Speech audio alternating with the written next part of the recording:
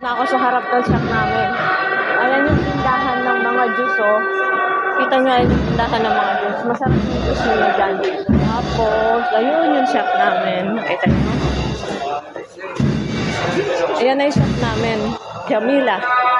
Nakita nyo yan? Ayan, Jamila. Ayan yung shop namin. Diyan ako nagtatrabaho. Ayan yung kasama ko, nakasilip. Ayan. Ayan. Andito na ako sa shop namin. Andito na ako sa shop namin. Andito na ako sa shop namin. Diba? Ngayon, napasok na ako sa aking pwesto. Salamat sa panonood. Salamat sa panonood nyo dyan. Thank you. Ayan, stay muna natin dyan. Dito. Hindi pala ito pagkain, Day. Ay, sabi mo pagkain. Ano to? Yung charcoal? Charcoal pala to? Sira ulo? Charcoal pala yun? Ano? Charcoal? Binili ko charcoal. Para sa bakor? Oo, bakor. Pinapabili niya kasi ako yung maliit na supot.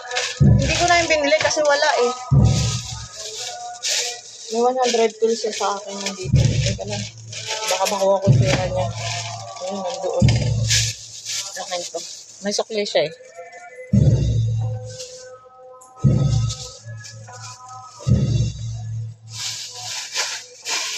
Na ngayon,